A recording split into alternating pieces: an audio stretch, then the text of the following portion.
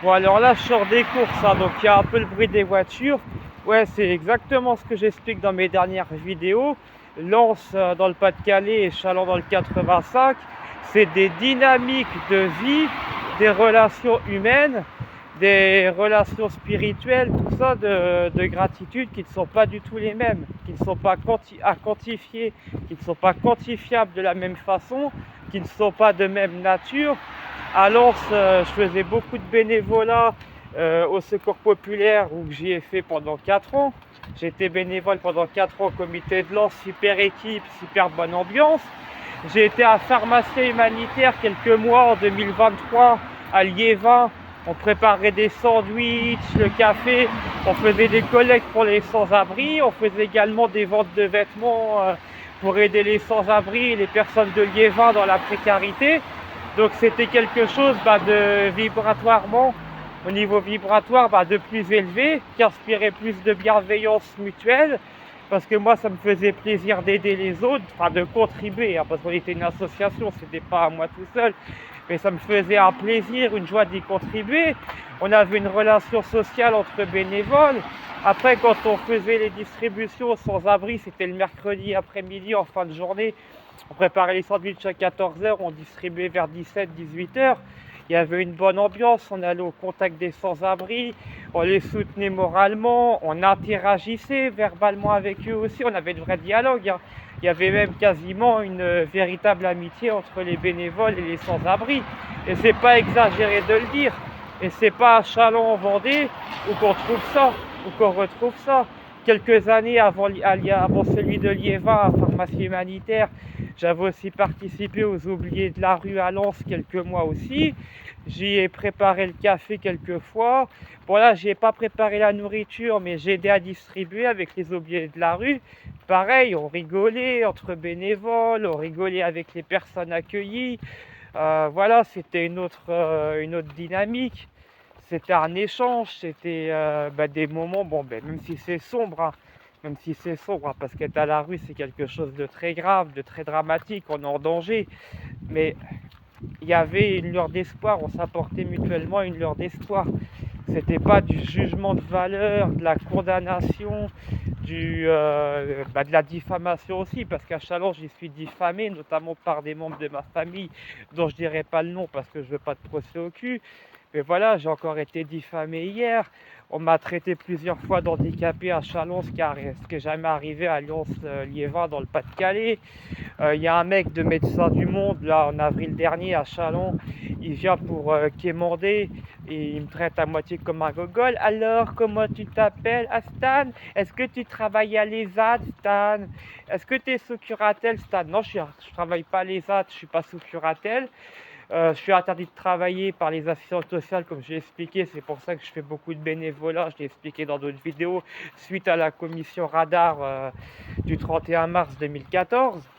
Et je ne suis pas sous curatelle, mais ça, c'était pour savoir si j'étais solvable, pour tirer profit de ma gueule, en se sentant supérieur. Le gars de Médecins du Monde, en se sentant supérieur, il se fout de ma gueule, et il croit que c'est... Non, bah oui, vu que je suis pas sous curatelle, oui, j'ai l'âge, donc je suis solvable, mais désolé pour le gros mot, je risque d'être censuré. Fuck, je voulais dire le dauphin. Non, ce genre de gars méprisant. Et c'est le gars métis qui était devant le Marais. Il était entre le bureau de tabac et le bar Le Marais en avril. Très très hautain.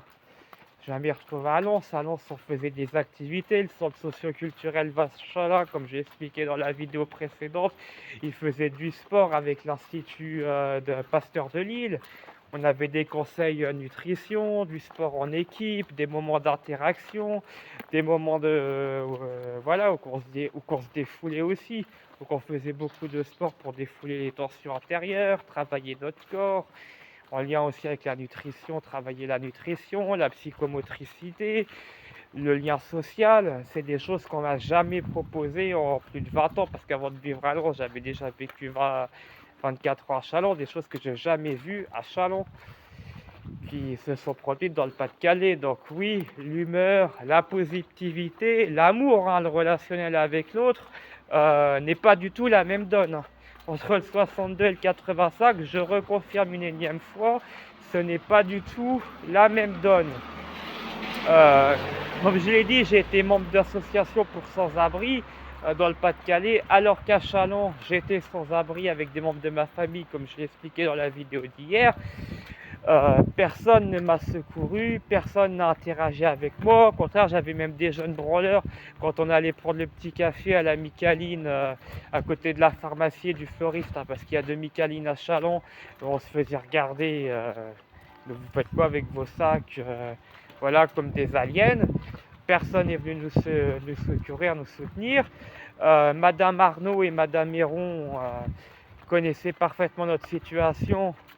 On préférait aider les migrants. Je ne suis pas raciste, hein. Au contraire, il faut héberger les migrants. C'est pas normal qu'il y ait des nourrissons qui dorment sur le vieux port de Marseille ou qui dorment à la gare de Lille ou à la gare de Nice, comme j'y étais témoin. J'ai été témoin de ce genre d'immigration. Oui, je sais qu'il y a des familles, il y a des adolescents de 15 ans en toile de tente, il y a des mères, des Roms, des Indiennes, tout ça, qui dorment avec leurs nourrissons.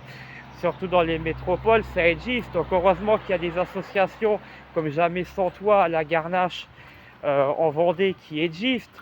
Mais de là, mettre le français, enfin le vendéen, pas le français, parce que comme je l'explique dans la vidéo, chaque région, chaque département a sa mentalité, mais mettre le vendéen quand même derrière l'immigration quand il est à la rue, alors qu'on était quand même à la MDPH, on était suivi par les services sociaux depuis de nombreuses années avant de se retrouver à la rue, c'était pas du tout le même contact, hein.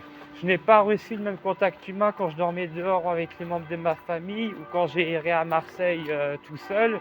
C'est là d'ailleurs quand j'ai... après avoir vécu 2-3 mois en toile de tente où à l'endroit que je vous l'ai montré hier, je suis allé sur Marseille un petit peu, voilà, j'ai erré un peu sur Marseille. C'est là que j'ai vu des migrants dormir avec des bébés sur le vieux port de Marseille et aussi à la gare Niceville, parce qu'il y a plusieurs gares, en l'occurrence là je parle de la gare Niceville. Oui, j'ai été témoin de ça, donc l'immigration vit bien à la rue dans certaines circonstances également aussi. Il n'y a pas que ma famille. Mais j'ai jamais reçu à Châlons ce que j'ai reçu dans le Pas-de-Calais, quoi. Même dans les situations les plus lourdes, même dans les situations les plus graves, je n'ai jamais reçu ça. En étant bénévole au Resto du Cœur, parce qu'en 2024, quand je suis revenu en juillet 2023, entre décembre 2023 et mai-juin 2024, j'ai fait 6 mois de bénévole au Resto du Cœur. J'ai été traité comme un moins que rien. On me disait t'es pas fini, est-ce que t'es sous tutelle mon gars, et alors, et ta maman, est-ce qu'elle est toujours est-ce qu'elle va bien, est-ce que les personnes de ta famille ont été relogées, est-ce que vous êtes suivis, est-ce que vous êtes soignés, est-ce que vous savez gérer votre argent. J'ai jamais vu un tel manque de respect au Secours populaire de Lens en 4 ans qu'au Resto du Cœur de Châlons en 6 mois. Et on m'a même accusé de... Je suis quand même pas handicapé à ce point-là, je suis quand même pas méprisant des autres à ce point-là, de saloper les chiottes de l'Oasis où que se trouve le Resto du Cœur de Châlons, quoi. Carrément que je volais du PQ, que je pissais à côté des chiottes. On écoutait Robert Pichon, des allégations comme ça. Un autre qui s'appelle Patrick, est-ce que tu sais lire, en me criant dessus, parce qu'on m'avait fait désinfecter le frigo comme une boniche, il faut le dire, on m'a demandé ça, c'est Robert qui m'a demandé de désinfecter le frigo, il me l'a demandé sur le ton comme une boniche, comme sa chienne, et pour Patrick, après, ah, vous n'avez pas rempli la feuille de la date, vous avez rempli la date sur la feuille de température, mais tu sais lire, tu sais faire la différence entre date et température, si on a un contrôle, et blablabla, et blablabla. De tous les noms, j'ai jamais vécu ça dans le Pas-de-Calais, jamais. On m'a jamais dit que... déjà, je suis très propre sur moi, je suis très respectueux des gens, alors non, je ne pisserai pas à côté du chiotte. D'ailleurs, quand je suis dans un lieu public, je le dis honnêtement, je suis un mec, mais je pisse assis pour éviter que les incidents arrivent, je pisse toujours assis en public, je pisse debout que chez moi. Et j'avais désinfecté correctement le congélateur avec quand même du Sanitol parce que j'avais pas le choix du produit. Au lieu de le faire avec du vinaigre, Robert il me l'a fait faire avec du Sanitol à la place du vinaigre blanc. Mais j'avais quand même mis de l'huile de coude malgré le ton sur lequel il me l'a demandé, pour me faire incendier par Patrick après que j'avais rempli la mauvaise feuille. Mais s'il y a un contrôle d'hygiène qui explique pourquoi je sers de boniche et pourquoi il m'impose le Sanitol à mélanger où il y a de la nourriture, parce que le congélateur il y a de la nourriture, de mettre du Sanitol plutôt que du vinaigre blanc. Lui aussi il faudrait qu'il rende des comptes. Surtout que c'est lui qui m'a dit de remplir tel truc à telle feuille. Bon, j'ai pas vérifié parce que comme un con j'ai fait confiance. Mais bon, ça a fini sur du dénigrement et de l'agression. Ce que j'ai jamais vécu à Lens.